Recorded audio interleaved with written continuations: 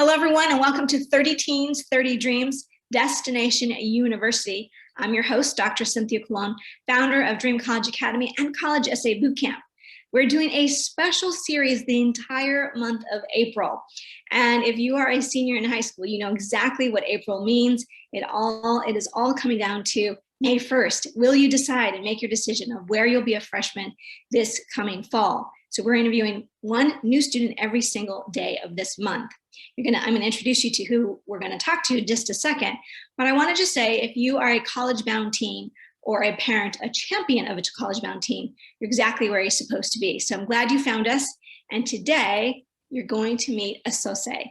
Osose hails from Southern California. She's a Catholic school gal, and she can do everything. So you can see here that she has some great options. She knows how blessed she is to be choosing between UCLA, Brown, and Princeton.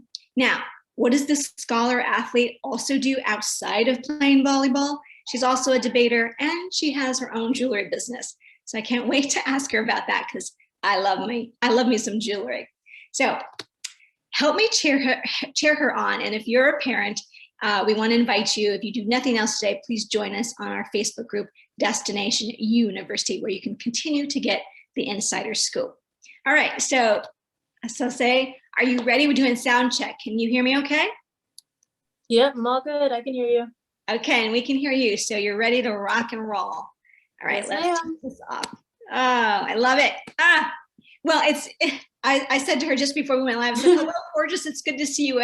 We haven't seen each other like this. I mean, we've spoken in text, but it's been a while. So I have 5 questions for, as you know, for every teen. And so the first question is just share with our viewers and listeners, share with us, where did you apply? Sort of how did you come up with your list of where you would seek a space as a freshman?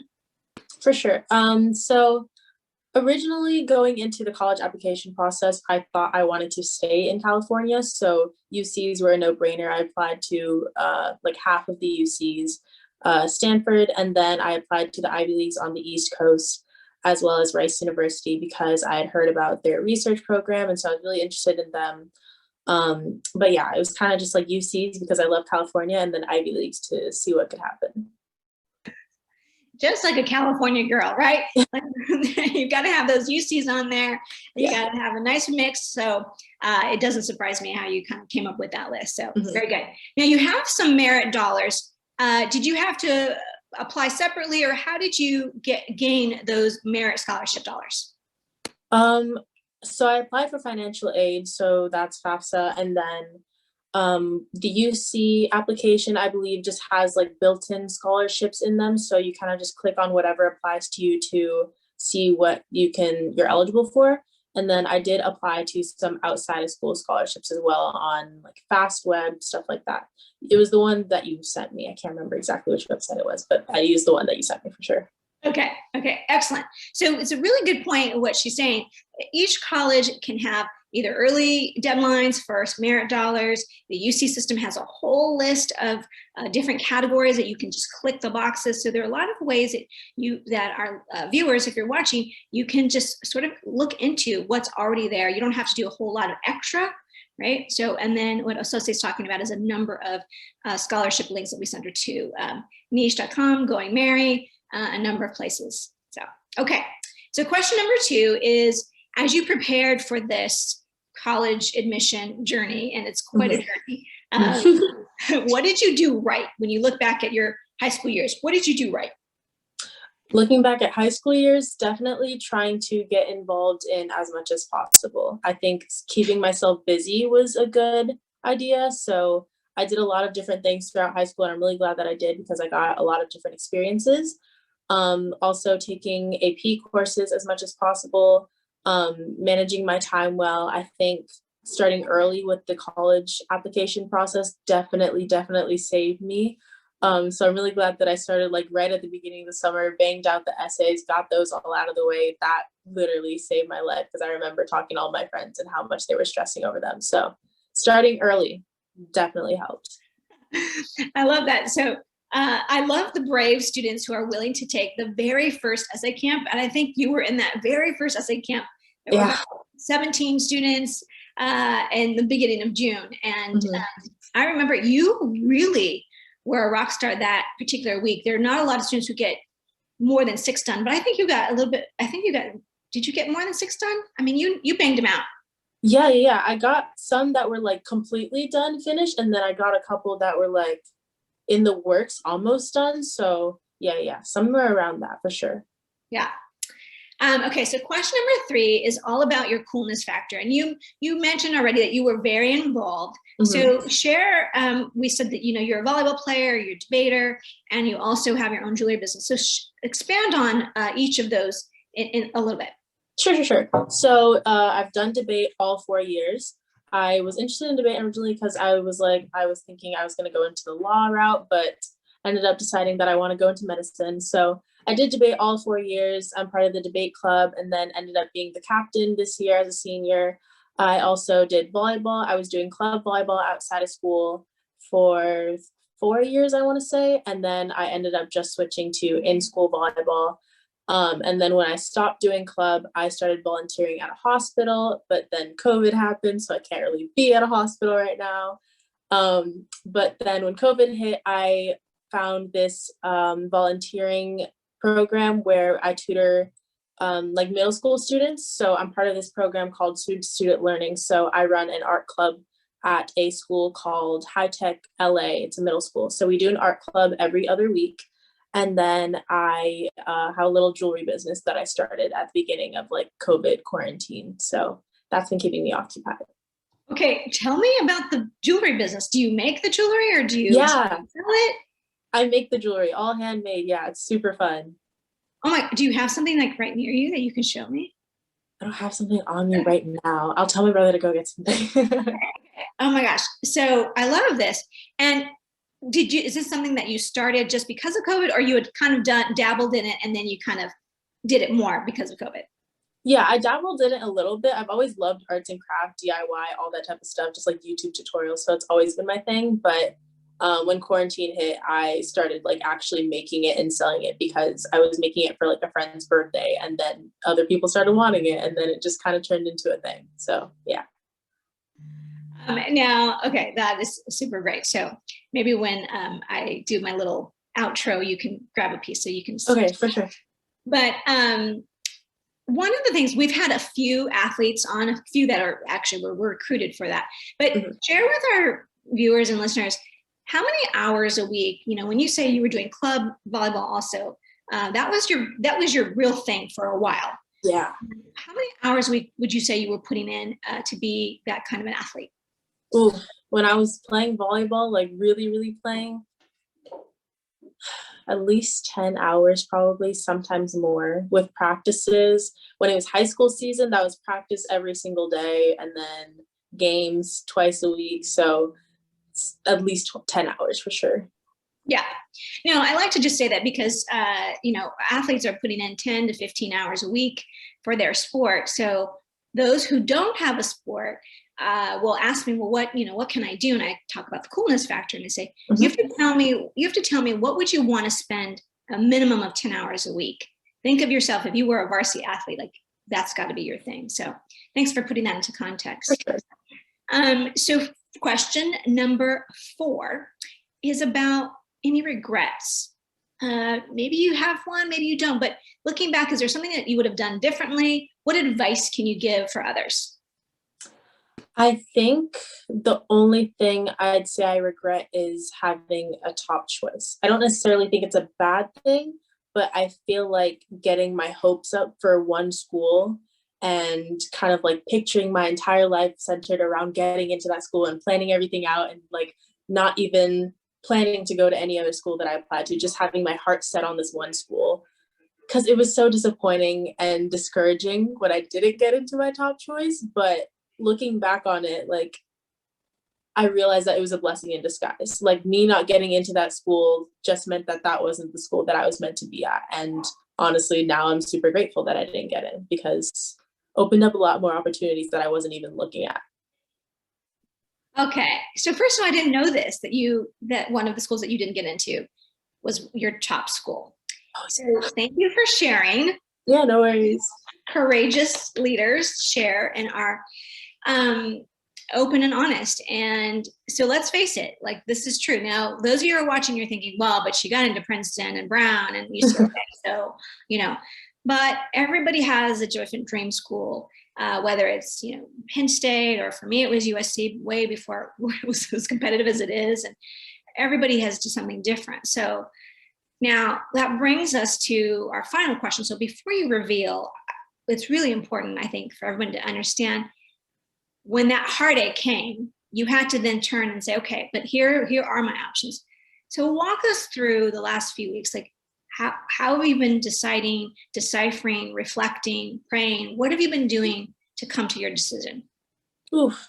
Well, as they started rolling out, I tried not to get too excited about any school, because I was like, I can't make a decision until I've heard back from everyone. And they started rolling out in March. And so I didn't get everything back until like a couple weeks ago. So as I started getting more and more, I started thinking like, okay, can I picture myself here? Can I picture myself there? And I wasn't really expecting to get into Princeton or Brown. I didn't think those were going to be part of the options. So I wasn't even looking at them. I was kind of like, yeah, UCLA is where it's at. That's where I'm going to be. And then things changed. So once I got everything back, I started doing my research, thinking like, okay, pros and cons, the areas, in-state tuition, financial aid, what's going to be the next step after undergrad, because I want to go into medicine, what's going to help me in that route, how am I going to make connections, stuff like that. So that's kind of how I started making that decision. Did you jump on, obviously you live in California, so did you jump into webinars or tours, or did you talk to people? Did you go to visit, like walk around UCLA? What did you do for each campus? I didn't actually do a campus tour or anything like that. I've been to UCLA before, so I know what it looks like, but I liked looking at YouTube videos. I thought that was very helpful, because I would look up like day in the life of a so-and-so student, or what I like about my school, what I don't, just because I think it's good to get a student's perspective on their experience from the school. And I honestly found that really, really helpful in getting to know the school and kind of picturing what it would be like if I was a student and kind of connecting with them. So that's where I started. And then I started signing up for webinars and stuff like that, so I could, ask more questions and get to know schools better. Okay. I think I know. I think I always say, oh, I think I know where she's going to pick. But even yesterday, you were still like, well, I'm pretty sure. So the time has come for you to reveal to the world what your decision is. So go ahead, drum roll, please. I will be going to Princeton. Oh! Tigers, class of 2025. I'm super excited.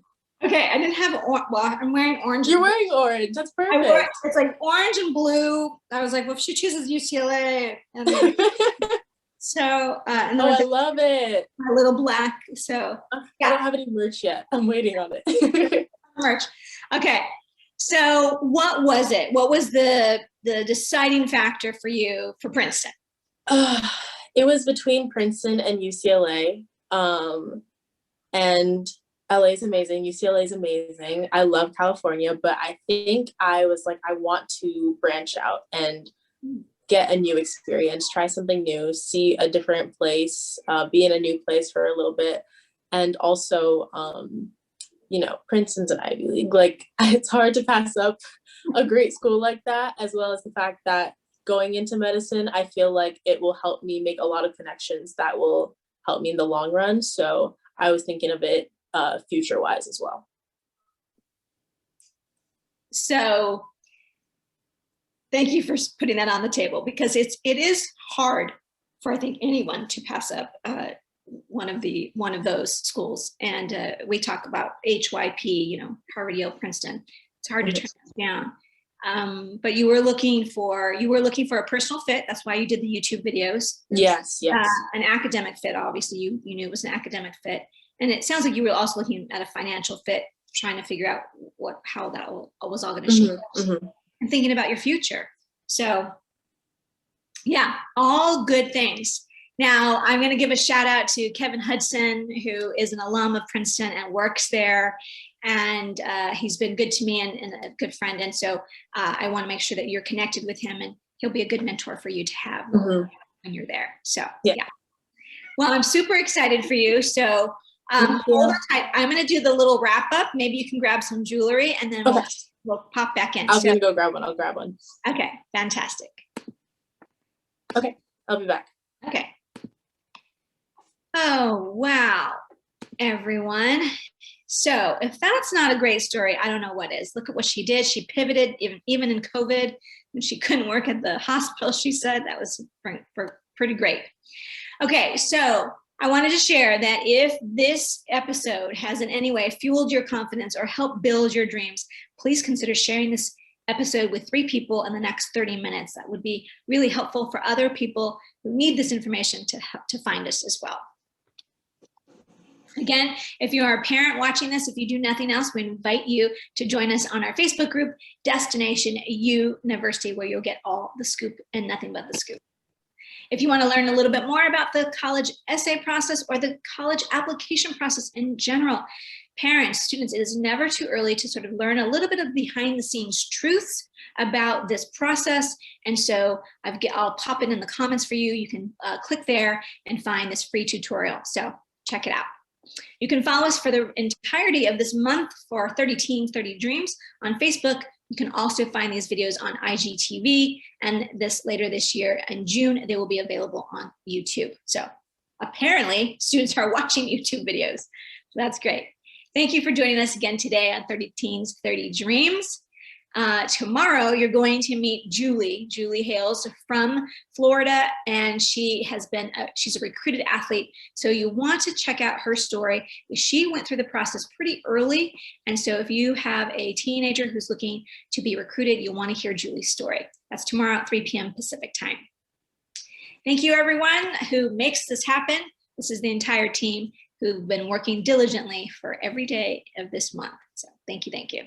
All right. So I say, let's see it. Okay, I brought some rings because this is all I had on me. Oh my goodness.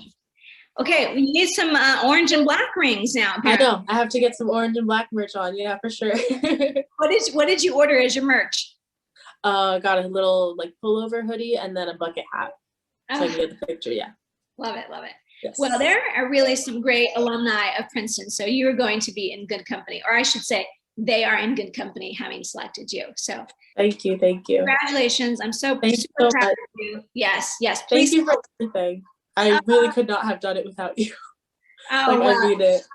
Yeah, we were glad to have you early on in the early boot camp, and your papa, I remember having either a conversation or via email. He was really your champion the entire way.